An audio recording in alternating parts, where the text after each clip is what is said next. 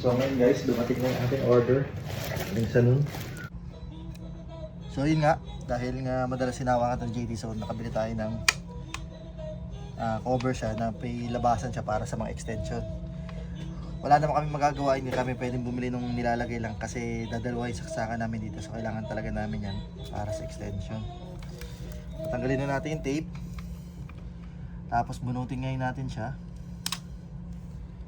tapos open natin, tapos fit lang natin.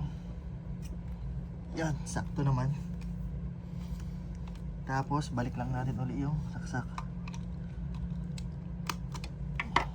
Tapos ayun, fully secured na, hindi na mahawakan. Ayos. Oh, ngayon sobrang safe na. So ayun guys, ito na yung ating cover. So ito hindi naman to kailangan kasi sa LAN yan sa internet, so wala namang kuryente, pati may sarili siyang lock, so hindi siya madaling Tapos ito, ganito siya, nabubuksan siya. So kailangan mo pa rin talaga tingnan yung bata para hindi talaga siya securely na mabuksan na ganyan.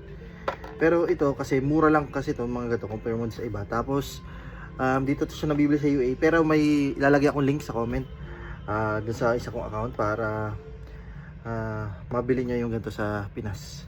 So tapos ang kinaganda rin dito, kaya ito rin gusto namin kasi pag if ever katulad ng mga babae sa atin na hindi sila ganun ka malakas ba, yung iba kasi sobrang tigas ng lock, mahirapan nila tong buksan. So yung ito madali lang, so pati hindi siya ganun ka hirap i-install din. So yun, hindi mo lang kailangan ng screw, didikit mo lang, pwede na. Yan. At so far pa naman hindi pa naman natutok yung baby, so okay pa kami, goods pa.